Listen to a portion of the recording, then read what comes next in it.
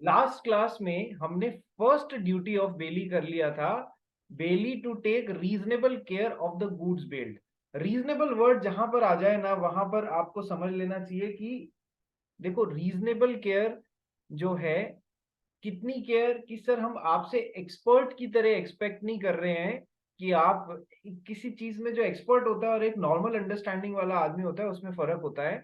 तो reasonable care मतलब एक आदमी, एक ऑर्डिनरी समझ वाला आदमी, ऑर्डिनरी प्रूडेंस वाला आदमी जिस तरीके से अपने खुद की गुड्स की केयर करता है under the similar circumstances for the same bulk और क्वालिटी और वैल्यू, उसी तरीके से उसे बेल्ड गुड्स की भी रीजनेबल केयर करनी है। ऐसा नहीं कि बहुत ही एक्सपर्ट केयर करनी है, और ऐसा भी नहीं कि मेरा गुड्स नहीं है तो बाढ़ में जाने दो, अपन क्या क्या ही केयर करेंगे इसकी, चौ खराब होएगा तो दूसरा होगा। नहीं, दोनों एक्सट्रीमली बैलेंस में रहना है अपने को। ठीक है।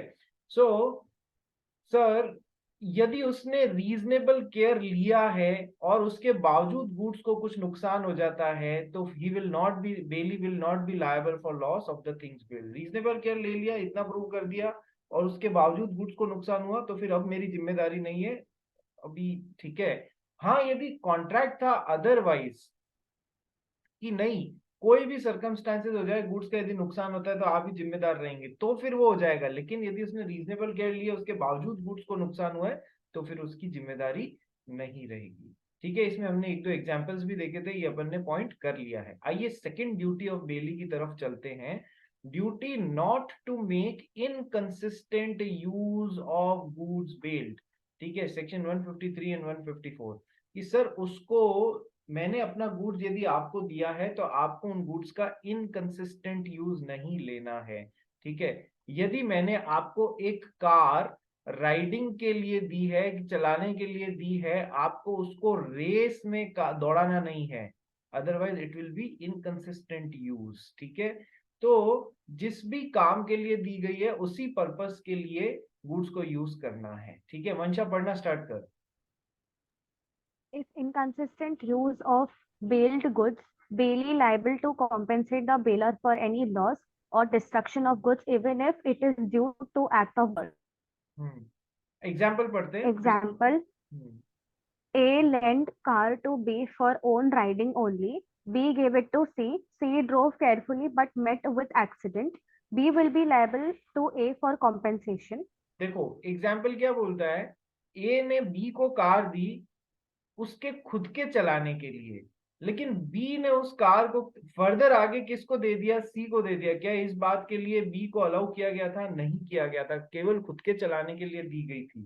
सी ने ध्यान से चलाई, ठीक है, लेकिन he met with an accident. But sir, inconsistency तो हो चुकी है बी के द्वारा, बी ने आगे गुड्स फर्दर सी को बेल कर दिए, जो कि नहीं होना चाहिए था। ठीक है। B will be liable to A for compensation. अब ये नहीं बोल सकते कि यार बहुत ध्यान से चलाई वगैरह वगैरह, तुमको रेस्पॉन्स, तुमको अथॉरिटी दी ही नहीं थी कि तुम उन गुड्स को आगे किसी थर्ड पर्सन को दे दो। तुमने दिया, इनकंसिस्टेंट यूज किया उसका, गलत, तो अब आप रिस्पॉन्सिबल रहेंगे। सेकंड एग्जांपल मंशा। A lent car to B for going from Mumbai to Pune. B drives carefully but reaches Nagpur instead. Car met with an accident. B will compensate A. देखो, ए ने बी को car दिया for going from Mumbai to Pune. ठीक है। B ने बहुत ध्यान से चलाया, रीजनेबली उसका जितना केयर करना था एकदम स्पीड लिमिट के अंदर चलाया, कहीं दौड़ाया नहीं उसको। ठीक है। लेकिन अब यदि ए जो है वो मुंबई से पुणे पहुंच जाता है और फिर भी उन गुड्स को नुकसान हो जाता है, तो कोई प्रॉब्लम नहीं, वो बताएगा सर मैंने रीजनेबल केयर लिया था, उसके बावजूद भी खड़ी गाड़ी को कोई आगे टक्कर मार गया, तब इसमें मैं क्या करूं। ठीक है। और यही, तब तो कोई प्रॉब्लम नहीं है, तब वो रिस्पॉन्सिबल नहीं होगा। लेकिन लेकिन यदि उसने मुंबई से पुणे जाने के लिए लिया था और वो गलती से गलत रास्ता पकड़ के नागपुर चला गया, यानी कि जो पर्पस था उससे दूसरी तरफ चला गया, पर्पस पुणे जाने के लिए था लेकिन उसने नागपुर जाने के लिए उस वो गलती से नागपुर पहुंच गया in spite of all the things, तो पर्पस से डेविएट हो गया। पर्पस से डेविएट होते अब यहां पर गाड़ी का एक्सीडेंट हो रहा है, ही विल बी फुली रेस्पॉन्सिबल। मतलब ये पॉइंट जो है, इनकंसिस्टेंट यूज कर लिया उसने गुड्स का, इनकंसिस्टेंट यूज कर लिया उसने गुड्स का। क्या, देखो एग्जांपल थोड़ा सा कंफ्यूजिंग है, बट बात क्या बताना चाह रहा हूं कि सर जिस पर्पस के लिए दिया गया था उस पर्पस को के लिए यूज किया ही करना है, दूसरे पर्पस के लिए यूज किया और गुड्स को कुछ नुकसान हो गया, तो फिर he can be held responsible even if, यदि उसने सही से अच्छे से यूज करने की कोशिश की है बट वो इनकंसिस्टेंट यूज हो गया है। ठीक है, तो जैसे कार को दौड़ा देना, किसी घोड़े को केवल राइडिंग के लिए दिया है, उसको आप रेस पर्पस के लिए काम ले रहे हैं, ये सब काम नहीं करना है। यदि मैंने अपनी मशीन आपको रेंट पे दी है और कहा है कि दिन में इसकी प्रोडक्शन कैपेसिटी केवल 200 यूनिट की है, इसके बाद में इसको थोड़ा सा रेस्ट चाहिए होता है मशीन को, otherwise it will break down. ठीक है, और आप लगे हुए हैं, किराए की मशीन है, दिन में 200 यूनिट प्रोड्यूस कर रहे हैं, रात को भी मशीन चालू करके 200 यूनिट प्रोड्यूस कर रहे हैं, अलग अलग आपने लोगों की यहाँ पर जॉब लगा दी कि चलाओ दिन रात। ठीक है, मशीन को ब्रेक डाउन होना था, वो होगी, किस लिए हुई है? इनकंसिस्टेंट यूज के लिए हुई है। It is the duty of the bailee not to make inconsistent use of the goods bailed, otherwise he will be held responsible. Note पढ़ गई? Contract of bailment is voidable at the option of bailor if bailee does not use the goods according to the terms and conditions of bailment. बहुत अच्छी बात बोली है। Baler ने बेली को अपना गुड्स दिया कि इसको इस तरीके से यूज करना है, इस पर्पस इस हिसाब से यूज करना है, लेकिन बेली लग गया उसके इनकंसिस्टेंट यूज करने को। इनकंसिस्टेंट यूज, बिल्कुल गलत तरीके से यूज करने लग गया उसको। तो बेलर को एक अधिकार होता है कि इन दोनों के बीच में जो कॉन्ट्रैक्ट ऑफ बेलमेंट है उसको वो कैंसिल कर सकता है कि नहीं, मैं बेलमेंट कैंसिल कर रहा हूँ, कृपया आप मेरा गुड्स मुझे वापस लौटा दीजिए, because you are using it inconsistently. ठीक है, आप अपने फ्रेंड को अपनी 10 लाख रुपए की कार चलाने को देते हो, ठीक है, और वो उससे पता नहीं कैसे उससे रैश ड्राइविंग या ड्रैगिंग कर रहा है। ड्रैगिंग मतलब समझते हो, कभी देखी है ड्रैगिंग? कि आगे के टायर्स पे ब्रेक लगा के पीछे वालों को जोर जोर से घुमाना। ठीक है, वो एक ही जगह पे घूमते रहते हैं जिससे उनसे बहुत सारे पता नहीं कोई स्टंट्स वंट्स होते हैं, तो वो ड्रैगिंग कर रहा है, तूने देख लिया कि मेरी कार के साथ में ये सब किया जा रहा है, you can in between cancel the bailment, that is very much allowed as per section 153 of Indian Contract Act 1872, not to make inconsistent use. यदि इनकंसिस्टेंट यूज हुआ है तो आप उसे कैंसिल कर सकते हो। Third duty of the bailee, duty not to mix the goods. Duty not to mix the goods 3 sections में कवर किया गया है, 55, 155, 156 एंड 157। ठीक है, duty not to mix the goods. अपने देखो सर, ये बेलर है जिसके जिसके चावल के 50 बोरे थे, या चावल का एक हीप था। ठीक है, चावल का एक हीप था, हीप मतलब ढेर पड़ा था, पर्टिकुलर टाइप का चावल था। अब ये बेली है जिसके पास में गोडाउन है, जो कि उस गोदाम में उसको, मतलब इसको भी तो चाहिए यार कि एक बार बारिश वारिश हो गई, पानी वानी हो गया, चावल उग गया, तो अब उसको सेफ रखने की जरूरत है, तो गोदाम में रखना पड़ेगा। तो इसने ले जाके अपना माल बेली को दिया।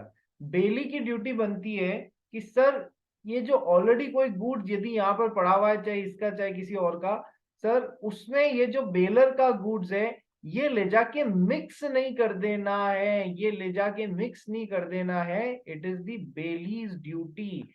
ये अब यार पहली ड्यूटी तो ये है, लेकिन यदि मिक्स हो गया है तो अब क्या? यदि गलती से मिक्स हो गया है, कई बार होता है ना कि स्टाफ मेंबर्स को ध्यान नहीं रहता है, वो माल को मिक्स कर देते हैं एक दूसरे में। यदि मिक्स हो गया है तो अब क्या? तो सर दो चीजें होंगी यदि मिक्स हो गया है तो। यदि गुड्स सेपरेबल है, यदि गुड्स सेपरेबल है, सेपरेट किए जा सकते हैं, तो सेपरेट करना रहेगा, और उस सेपरेशन की कॉस्ट खुद बेली को बियर विद करनी पड़ेगी, क्योंकि उसकी बेवकूफी के कारण गुड्स मिक्स हो गए हैं। ठीक है, और सेकेंड सिचुएशन, जहां पर गुड्स सेपरेबल नहीं है, जहां पर गुड्स सेपरेबल नहीं है, यानी कि एक चावल का हीप ही दूसरे चावल के हीप में मिक्स हो गया, अब क्या एक एक दाना निकाल के वो अलग करेगा क्या? नहीं, ये पॉसिबल नहीं है। तो सर इसके कारण बेलर को जो भी नुकसान हुआ है नॉन सेपरेबिलिटी के कारण, वो सब बेली मेक गुड द लॉस करेगा। जैसे कि बेलर ने जो गुड्स दिया था वो बासमती राइस था, बहुत अच्छी क्वालिटी का था, और पहले से जो बेली के पास में गुड्स पड़ा था वो चावल कणी चावल छोटा सा होता है ना, एकदम छोटा दाना बिल्कुल, और बासमती, तो ये गलती से दोनों गुड्स मिक्स हो गए। अब ये कोई एक एक दाना तो बैठ के सेपरेट कर नहीं सकते, तो बेलर बेलर का गुड्स 100 रुपए किलो, इसका गुड्स 20 रुपए किलो या 30 रुपए किलो, तो सर 70 रुपीज पर केजी ये इसको कंपनसेट करेगा, देख लेना, या जो भी इसको लॉस हुआ है वो इसको कंपनसेट किया जाएगा। ठीक है, तो पहली ड्यूटी कि गुड्स मिक्स नहीं करना है, जो बेल्ड गुड्स है उसको मिक्स नहीं करना है। लेकिन यदि गलती से मिक्स हो गया है तो दो चीजें, गुड्स सेपरेबल है तो सेपरेट कर लो और उसकी कॉस्ट भी खुद ही बेयर विद कर लो। गुड्स सेपरेबल नहीं है तो सर लॉस जो बेलर को हुआ है इस कारण वो आप रिवर्स करेंगे उसको। आओ पढ़ो भाई मंशा। If goods mixed with the consent of the baler, then both the parties will have proportionate interest in the mixture. If goods mixed without the consent of the baler, if goods separable, no problem. Expense of separation or damage to be borne by bailee. If goods not separable, baler has right to be compensated by bailee for loss of the goods. देखो, पहली duty तो है तो goods mix नहीं करना है।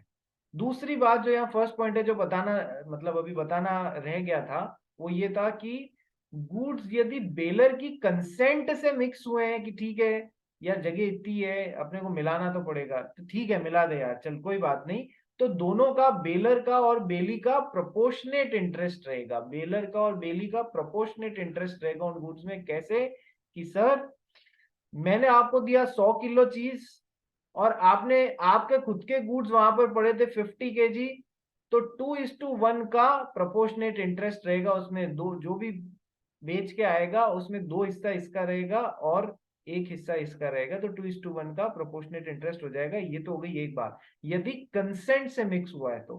Consent से mix नहीं हुआ है तो सेपरेबल और नॉन सेपरेबल वाली कहानी एग्जिस्टेंस में, मतलब सीन में आ जाएगी। ठीक है, चलिए चौथी ड्यूटी जो बेली की है, duty to return the goods. Duty to return the goods कैसे, देखो बेलमेंट जिस भी पर्पस के लिए था वो पर्पस यदि पूरा हो गया है, बेलमेंट किसी भी पर्पस के लिए था, ठीक है, वो पर्पस पूरा हो गया है, या बेलमेंट एक पर्टिकुलर टाइम पीरियड के लिए था, वो टाइम पीरियड पूरा हो गया है, तो it is the duty of the bailee to return the goods back to the bailor, to return the goods back to the bailor without being asked from him. इसके द्वारा मांगने से पहले ही बेली की ड्यूटी होती है कि उन गुड्स को रिटर्न कर दे। यदि पर्पस किसी पर्पस के लिए था,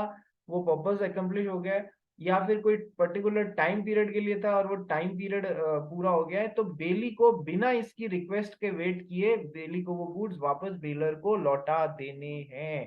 ठीक है, आओ पढ़ते हैं, पढ़ भाई, इसका सेक्शन 160 और 161 है। Bailee to return or deliver bailed goods according to the bailer's directions without demand from bailor as soon as the time of bailment expired or purpose of bailment accomplished. If goods not returned or delivered or tendered by the default of bailee, he is responsible to bailor for any loss, destruction or deterioration of the goods from that time. देखो, baler ने बेली को अपना घोड़ा चलाने के लिए दिया था कि अगले 2 दिन के लिए दिया था। जैसे ही 2 दिन पूरे हो गए इसको खुद को यहाँ से यहाँ पर गुड्स रिटर्न कर देने हैं। ठीक है, नहीं तो उन गुड्स को जो भी नुकसान होएगा 2 दिन के बाद में, उन गुड्स का जो भी डिटोरिएशन होएगा उसके लिए बेली रेस्पॉन्सिबल होएगा। नंबर 1। नंबर 2, सर कोई पर्पस के लिए दिया था कि यार मुझे है ना इस पर्पस के लिए तुम्हारा, मुझे 1000 यूनिट बनाने, तेरी मशीन चाहिए, जैसे ही वो 1000 यूनिट बन जाए, वो पर्पस पूरा हो जाए, मशीन को वापस रिटर्न कर दो without being asked from him. ठीक है, यदि गुड्स को टाइमली रिटर्न नहीं किया जाता है या डिलीवर नहीं किया जाता है या फिर टेंडर नहीं किया जाता है कि मैं वापस रिटर्न करना चाह रहा हूं, सामने वाला कई बार नहीं अवेलेबल होता है, अपन बोलते हैं मैं वापस गुड रिटर्न करना चाह रहा हूँ, I am tendering my performance. Performance of contract में अपन ने पढ़ा है परफॉर्मेंस 2 तरीके से हो सकता है, एक तो एक्चुअल परफॉर्मेंस और दूसरा होता है टेंडर ऑफ परफॉर्मेंस, कि देखो मैं करने को तैयार हूँ। ठीक है, तो वो भी ये अपन ने ढंग से कर दिया है ना तो बेली गलती बाहर हो जाएगा। तो कई बार टेंडर ऑफ परफॉर्मेंस भी करना पड़ता है, tendering to return the goods, भाई मैं रिटर्न करना चाह रहा हूँ, कहाँ हो आप, और सामने वाले ने नहीं एक्सेप्ट किया तो भी अपन it is as good as returning. ठीक है, फिर अपन रेस्पॉन्सिबिलिटी नहीं रहेगी, फिर अपन गलती बार हो जाएंगे यदि अपन ने वैलिड टेंडर ऑफ परफॉर्मेंस किया है। हाँ, रात को 2 बजे जाके बोलते हो ओ भाई तेरी मशीन वापस ले ले, is it valid tender of performance? No, this is wrong tender of performance. ऐसे नहीं करना है, ठीक है। So, if the goods are not returned or delivered or tendered by the default of the bailey, bailey की गलती से goods नहीं return हुए हैं, he will be responsible to the bailor for any loss or destruction or deterioration of the goods from that time. तब से उसकी responsibility चालू।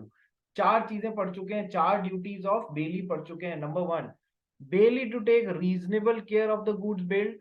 Number 2, reasonable का मतलब मैं आपको समझा चुका हूं, हाँ ध्यान रखना बेटा। Second, duty not to make inconsistent use of the goods.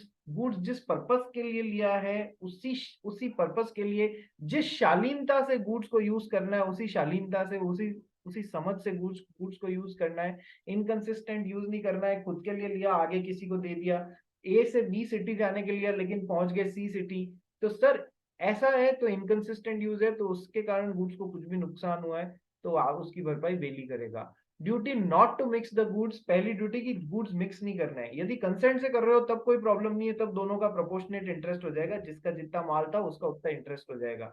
लेकिन विदाउट कंसेंट यदि मिक्स हो गया है तब भी प्रॉब्लम नहीं है। यदि गुड्स सेपरेबल है तो सेपरेट कर लेना, कोई दिक्कत नहीं है। और सेपरेशन का खर्चा बेली खुद बेयर कर लेगा। यदि गुड्स सेपरेबल नहीं है तो उसके कारण बेलर को जितना भी लॉस हुआ है वो सब आप लौटाएंगे उसको।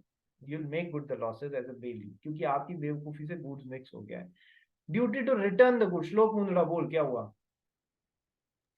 सर अगर मशीन का डेप्रिसिएशन हुआ तो किस पॉइंट की बात कर रहा है? रिटर्न द गुड्स वाले में duty to return the goods, माल आपने यदि बोला डिटोरिएशन, डिटोरिएशन, डिटोरिएट हुआ मशीन तो बेली रिस्पॉन्सिबल होगा ना। देखो यहाँ पर डिस्ट्रक्शन या डिटोरिएशन, देख एक एग्जांपल देता हूं। एक्स ने वाई को अपना जो है कुछ पर्टिकुलर गुड्स जो है वो 2 दिन के लिए दिया था कि है ना तू ध्यान मतलब तेरे को यूज लेना, मशीन थी वो 2 दिन के लिए थी, ठीक है। मशीन ओपन में रहती थी, मतलब कोई छपड़ा या कोई रूम नहीं था। तो अब क्या हुआ, 2 दिन बाद टाइम पीरियड पूरा हो गया, इसको यहाँ से यहाँ पर ये माल लौटा देना चाहिए था, ये मशीन लौटा देनी चाहिए थी। 2 दिन बाद भी इसने गुड्स रखा, मशीन को रखा अपने पास में। सडनली आ गई बारिश, तो उस बारिश से उस मशीन को नुकसान पहुंच गया। 2 दिन बाद के लिए ये रेस्पॉन्सिबल रहेगा, इसको लौटा देना चाहिए था। इस 2 दिन के टाइम पीरियड के बाद में इसने लौटाया नहीं, और जो भी गुड्स एक्स्ट्रा रखना पड़ गया उसके लिए मशीन डिटोरिएशन या डिस्ट्रक्शन या जो भी हो रहा है उसके लिए ये रिस्पॉन्सिबल रहेगा, ठीक है। उस पर्टिकुलर टाइम लिमिट से ज्यादा रख लिया तो उस पर्टिकुलर टाइम लिमिट में भी इसने यदि रीजनेबल केयर नहीं लिया तो भी ये रिस्पॉन्सिबल होगा। ये तो अपन ऊपर पढ़ के ही आ रहे हैं। टाइम लिमिट के बाद में भी इसकी ड्यूटी बनती है बिना इस बंदे के पूछे खुद से गुड्स लौटा देना है, टाइम या पर्पस पूरा होते ही। नहीं लौटाया और उन गुड्स का यदि कोई डिस्ट्रक्शन या डिटोरिएशन होता है, डिटोरिएशन मतलब डेप्रिसिएशन की बात नहीं कर रहा हूं, डेप्रिसिएशन तो ठीक है, 1 साल तक नहीं लौटाया तो हम डेप्रिसिएशन वगैरह की बातें करेंगे। यदि इसने ऐसा किया ना कि डिटोरिएट हो गया, बारिश आ गई या बहुत ज्यादा धूप में रखने से वो खराब हो गया, तो सर उन सब की रिस्पॉन्सिबिलिटी भी बेली की रहेगी। आया श्लोक समझ में? चलिए नेक्स्ट पॉइंट ने फिर हमने किया था duty to return the goods, कि सर बिना पूछे टाइम पीरियड या पर्पस पूरा होते ही गुड्स को रिटर्न कर देना। आइए 5वीं ड्यूटी करते हैं। Duty to return any increase in the goods bailed, section 163। हमारी मंशा जो है वो डेयरी का बिजनेस करती है, ठीक है। तुम्हारे पास में बांगुर नगर गोरेगांव के पास में कोई एक बहुत बड़ी डेयरी है, मेरे ख्याल से क्या नाम है उसका, there is some dairy no, कोई बता सकता है? मदर्स डेयरी है या कौन सी है? बोरीवली के रास्ते में भी है? Anybody aware? मैंने एक बार निकल रहा था इसलिए मेरे को ध्यान पड़ा। I use to earlier work at Mumbai at Nariman Point, एक बार वहां से जाना हो रहा था। तो मंशा जी हैं, उनकी डेयरी है, ठीक है। डेयरी में 20 गायें पाल ली इसने धीमे धीमे करके, 5 से स्टार्ट करी थी। शी यूज टू, तुमको पता है गायें भी अलग अलग तरीके की होती हैं, जैसे कि कुछ गायें होती हैं जो कि अपनी देसी गायें होती है, देसी गाय मतलब A2 फैमिली की, ठीक है। और कुछ गाय होती है जो होलिस्टिन काउज होती हैं, जो कि विदेशी गायें होती हैं। विदेशी गायें दूध ज्यादा देती हैं, लेकिन वो दूध डायबिटिक करने वाला होता है। देसी गाय जो दूध देती है उससे डायबिटीज क्योर होती है। तो इसने देसी गायों का धंधा स्टार्ट किया, देसी गायों का, और बेचती थी 100 रुपीज लीटर, और मुंबई में पैसे की कमी नहीं है, लोगों ने लेना चालू किया बिकॉज दे अंडरस्टूड धीमे धीमे कि इस दूध के फायदे हैं। सो A2 मिल्क का बिजनेस इसने स्टार्ट किया, धीमे धीमे 20 काउस तक पहुंच गई। अब वन फाइन डे क्या हुआ, मंशा को 10 दिन के लिए विदेश घूमने जाने की इच्छा थी, तो मंशा ने अपनी फ्रेंड रिया के पास में वो सारी काउस जो हैं वो इसको हैंड ओवर कर दी कि 20 दिन तक तू मेरा तबेला संभालेगी, ठीक है। तो अब रिया ने भी चलो ड्यूटी तो ले ली, तो ये हो गई बेलर और ये हो गई बेली, ठीक है।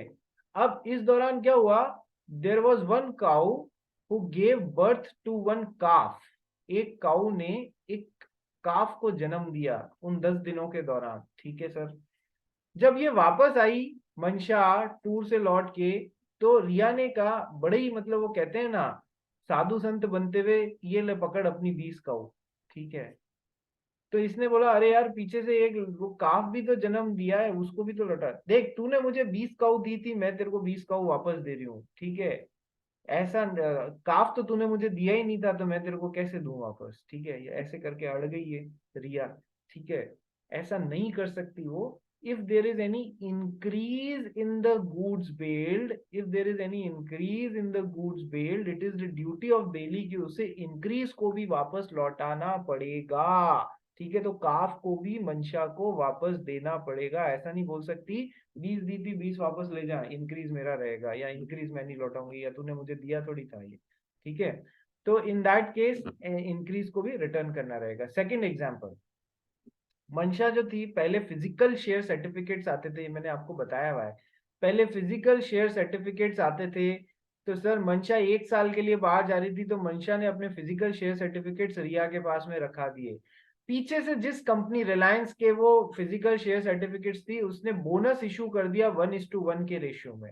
1:1 यानी एक शेयर पे एक बोनस शेयर हम आपको देंगे।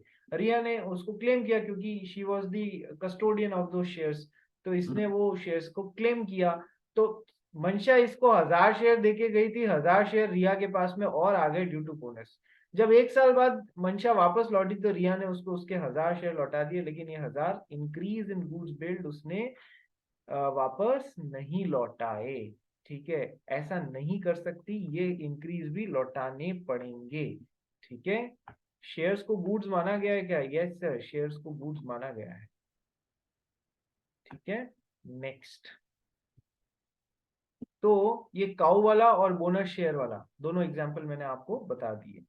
Point number 6, duty not to set up an adverse title against the bailor. Duty not to set up an adverse title against the bailor. देखो क्या होता है, बेलर जो है वो ओनर है, उसने अपना गुड्स बेली को दिया, किराए पे एक मशीन दे दी।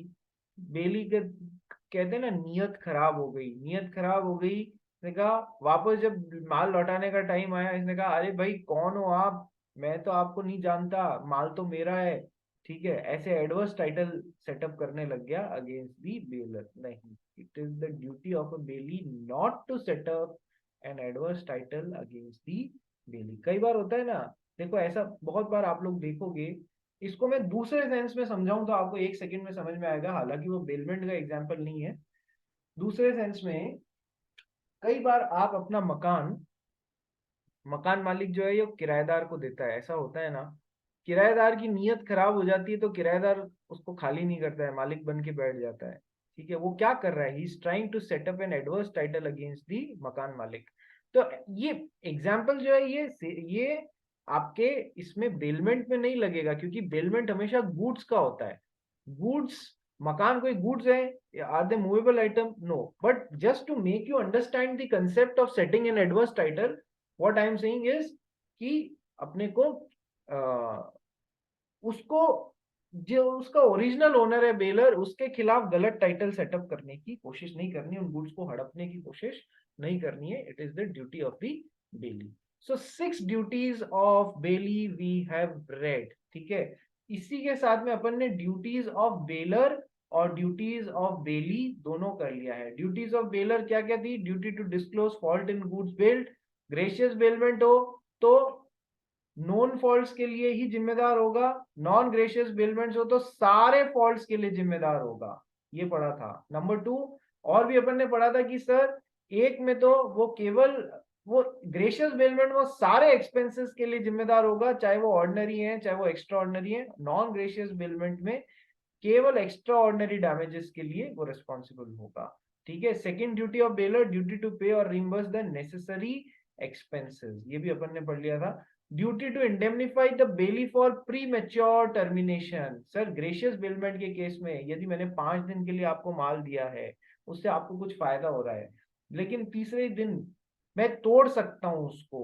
ग्रेशियस बेलमेंट में माल को बीच में वापस मंगा सकता हूं, लेकिन इसके कारण प्रॉफिट से ऊपर जो आपको नुकसान हुआ है वो सारा मैं आपको रिम्बर्स करूंगा. Bailor's responsibility to bailee, duty to receive back the goods. वो जब भी गुड्स वापस देना चाह रहा है तो हमें हमारी ड्यूटी है कि हम गुड्स को वापस एक्सेप्ट करें. ठीक है. और एक और ड्यूटी, यदि मुझे गुड्स आपको देने का अधिकार ही नहीं था और मैंने गुड्स दे दिया, वो गुड्स किसी और के थे, और फिर ओरिजिनल ओनर को पता पड़ गया कि गुड्स आपके पास है, उसने आप पे चोरी का इल्जाम लगा के ठोक के एफआईआर करा दी, पुलिस में पुलिस कंप्लेंट करा दी, फिर आपके पैसे खर्च होने चालू हुए. ठीक है. तो जिसने गुड्स अधिकार नहीं था उसने मुझे दे दिया, तो वो मुझे इस सारे काम के लिए जो आगे हो रहा है उसके लिए वो मुझे इंडेमनिफाई करेगा. ठीक है. He will make good my losses. Duties of बेली 6 की 6 अपन ने पढ़ ली, यानी ड्यूटीज ऑफ बेलर और ड्यूटीज ऑफ बेली पढ़ ली. एक तरीके से समझो, मैंने आपको क्रॉस कनेक्शन बताया था. Duties of baler, duties of Bailey, cross connection phone में लगता है ना, वो समझाया था. लगाना कहीं होता है नंबर, ये लैंडलाइन में बहुत होता था, लगाया डायल कोई किया और नंबर और लग कहीं और जाता था, तो क्रॉस कनेक्शन बोल जाते थे. ठीक है. एक फिल्म आई थी हेरा फेरी करके, देखिए आपने? अक्षय कुमार और अक्षय कुमार था उसमें, और कौन था? सुनील शेट्टी था, और वो बाबूभाई नाम का वो किसने प्ले किया था रोल? वो कॉमेडियन परेश है ना, रावल. परेश रावल. देखिए आप पेशरावर। सबने, कितने लोगों ने देखी है फर्स्ट फिल्म वो हेरा फेरी वाली? नहीं देखी? इतनी कॉमेडी मूवी नहीं देखी तुम लोगों ने? उसमें क्या होता है, पूरी फिल्म ही बेस्ड है क्रॉस कनेक्शन पे, कि अब मतलब फोन कहीं का कहीं लग जाता है, इस वजह से पूरी फिल्म आगे चलती रहती है. ठीक है. तो and it is very comedy वाली फिल्म. तो क्रॉस कनेक्शन क्या है? Duties of bailor are rights of bailee. जो जो बेलर की ड्यूटी है वो सारे बेली के अधिकार हैं, इसके अलावा और भी हैं. और duties of bailee are rights of bailor. क्या इसमें कुछ समझाने वाली बात है? जैसे इसकी ड्यूटी है माल को वापस टाइमली रिटर्न करना, तो इसका राइट है ना माल वापस टाइमली मिलना चाहिए इसको, है ना? क्रॉस कनेक्शन बन गया. ठीक है. इसकी ड्यूटी है to take proper care of the goods bailed. इसका राइट है कि मेरे गुड्स का प्रॉपर केयर होना चाहिए, रीजनेबल केयर होना चाहिए. तो ऐसे ड्यूटी ऑफ बेलर, बेलर की ड्यूटी है to receive back the goods. जब भी वो ये बेली देना चाह रहा है तो उसको रिसीव करना पड़ेगा. It is right of the बेली कि मैं जब भी माल दे रहा हूँ इसको एक्सेप्ट करना पड़ेगा. ठीक है. ताकि आगे का खर्चा मेरे पे नहीं आए, भाई मैं तो टाइमली रिटर्न करूँ गुड्स, काम खत्म हो गए. ठीक है. यस. तो एक इस तरीके का क्रॉस कनेक्शन बनता है, ध्यान रखना. आइए अब अपन चालू करते हैं next part, rights of bailor. Baler जिसका गुड्स है, जिसने गुड्स सामने वाले को दिया है, उसके क्या क्या राइट्स हैं, यानी ड्यूटीज ऑफ बेली तो सारे राइट्स हो ही जाएंगे. Rights of bailor is equal to duties of bailee plus some additional भी है जो अपन अभी पढ़ेंगे. ठीक है. आइए, एग्जाम में ऐसे मत लिख देना. एग्जाम में यदि ड्यूटीज ऑफ राइट्स ऑफ बेली आए तो बताना कि सर ड्यूटीज ऑफ बेली ये हैं, ये तो राइट्स हैं ही प्लस एडिशनल ये भी है. बात समझ में आया? वहां शॉर्टकट मारने की कोशिश मत करना. कनक, झील, ईशा शेट्टी, समझ में आया क्या पढ़ रहे हैं, कैसे पढ़ रहे हैं, क्या लिखना है? Yes sir. शेट्टी होली नहीं खेलती है। एक Yes, sir. बहुत फेमस फिल्म आई थी शोले करके, वो देखी है आपने? कि सर आज आप फिल्मों की बड़ी बातें कर रहे हो। शोले में एक बहुत वो गब्बर नाम का एक वो होता है ना विलन, सुना है उसके बारे में? गब्बर आ जाएगा। ठीक है, वो गब्बर का बहुत फेमस डायलॉग है, होली कब है।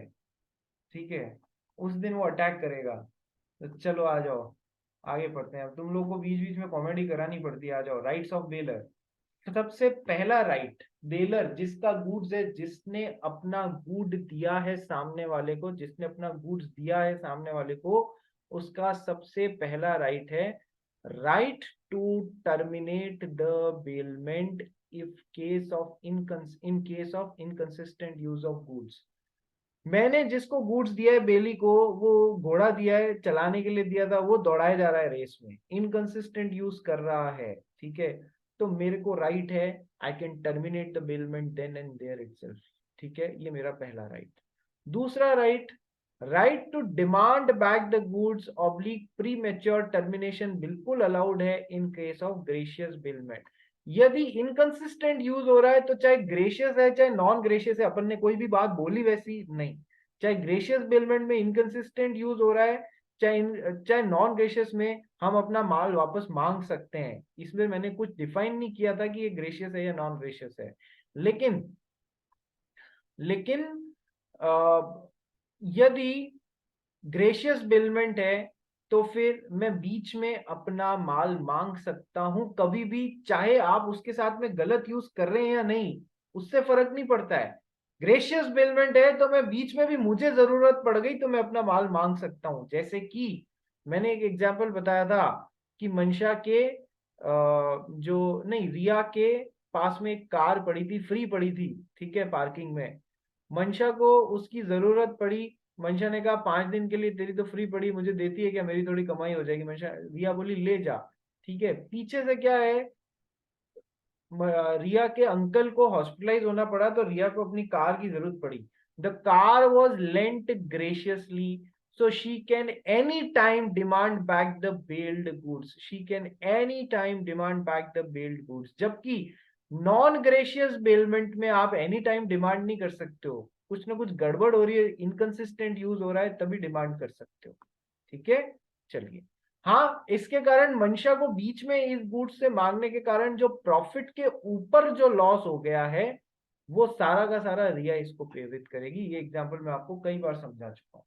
सो second right, right to demand back the goods और प्रीमेच्योर टर्मिनेशन। ठीक है, only in case of gracious bailment it is allowed. बस भैया मैंने तेरे को फोकट में गुड्स दिया था, मेरे को वापस दे दे, अलाउड है, कर सकता है। Now the bailor to compensate bailey for loss incurred over and above the profit derived through use of bailed goods upon premature termination। बोला था ना, घुमाने के लिए 5,000 रुपए मिल रहे थे, और यदि अपना कॉन्ट्रैक्ट तोड़ दी तो इसको 6,000 रुपए का पेमेंट करना पड़ता। कॉन्ट्रैक्ट सही में टूट गया क्योंकि कार इसने वापस मांग ली, तो 1,000 रुपए का जो लॉस ऊपर हुआ है, वो सारा का सारा कौन देगा? वो रिया इन्वर्स करेगी इसको, मंशा को, क्योंकि ग्रेशियस बिलमेंट बीच में तोड़ने के कारण प्रॉफिट के ऊपर जो एक्स्ट्रा लॉस हो रहा है वो फिर इसको देना पड़ेगा। चलिए नेक्स्ट, बात समझ में आई? पहले दो rights of bailor, right to terminate the bailment in case of inconsistent use, whether it is gratuitous और नॉन ग्रेशियस डजंट मैटर।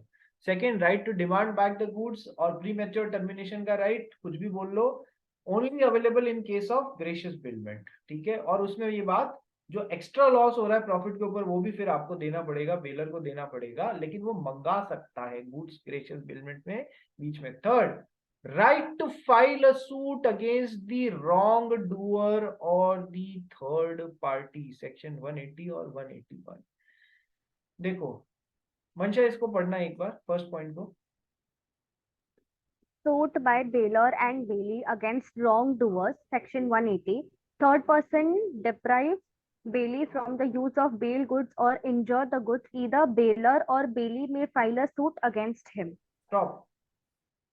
देखो, सेल ऑफ गुड्स एक्ट में अपन ने अपोजिट बात पढ़ी है। सेल ऑफ गुड्स एक्ट में अपन ने पढ़ा है कौन ओनर है, हमने एक चैप्टर पढ़ा था ना, transfer of ownership and delivery of goods, उसमें ट्रांसफर ऑफ ओनरशिप में अपन ने पढ़ा था कि कौन ओनर है, हमारे लिए ये जानना क्यों जरूरी है। हमारे लिए ये जानना इसलिए जरूरी है क्योंकि थर्ड पार्टी को ओनर ही स्यू कर सकता है। सही बात देखा जाए तो ओनर ही स्यू कर सकता है, ठीक है। लेकिन वहां पर सेल की बात हो रही थी बेटा, ध्यान रखना, जहां पर ओनरशिप सेलर से बायर के पास में जाती है वहां पर सेल की बात हो रही थी, ठीक है। वो कॉन्ट्रैक्ट अलग था, इसलिए कंफ्यूज मत होना। वहां पर सेलिंग, गुड्स परचेजिंग और सेलिंग की बात हो रही थी। तो सर कौन थर्ड पार्टी आया, उन गुड्स को नुकसान पहुंचाने की कोशिश कर रहा है, तो उसके खिलाफ कौन केस कर सकता है कि सर जो ओनर है वो ही केस कर सकता है। उधर तो ये रूल लगता है सेल ऑफ गुड्स एक्ट में। बेलमेंट में क्या रूल लगता है कि सर बेलर ने बेली को अपना गुड्स दिया, यदि एक थर्ड पार्टी आ रहा है और इसको वो गुड्स काम ही नहीं लेने दे रहा है तो बेली भी उसके खिलाफ केस कर सकता है, ठीक है। यहाँ कोई सेल वेल नहीं हो रही है। और बेलर जो है, बेलर का भी राइट है, वो यदि ये थर्ड पार्टी उन गुड्स को नुकसान पहुंचा रहा है जो बेली के पास में है, जो बेली को उसने, बेलर ने अपने गुड्स दिए हैं उनको नुकसान पहुंचा रहा है, तो बेलर जो है उस थर्ड पार्टी के खिलाफ वो भी केस कर सकता है। यदि इसको यूज नहीं लेने दे रहा है ये भी कर सकता है, और यदि ये उन गुड्स को ये थर्ड पार्टी नुकसान पहुंचा रहा है तो ये भी केस कर सकता है, ठीक है। समझ में आया? वहां और यहाँ का पढ़ के कंफ्यूज मत हो जाना। क्या पॉइंट है?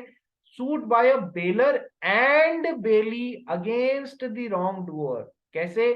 Third person deprives the bailee from use of bailed goods ऑब्लिक he is trying to injure the goods, either the bailor और बेली, जो भी है वो उसके अगेंस्ट किसी भी काम के लिए, इंजरी के लिए या बेलमेंट के लिए, जो वो यूज नहीं लेने दे रहा है, सर ये दोनों ही केस फाइल कर सकते हैं, कोई प्रॉब्लम नहीं है, ठीक है। चलिए next, rejoin on the same link very fast.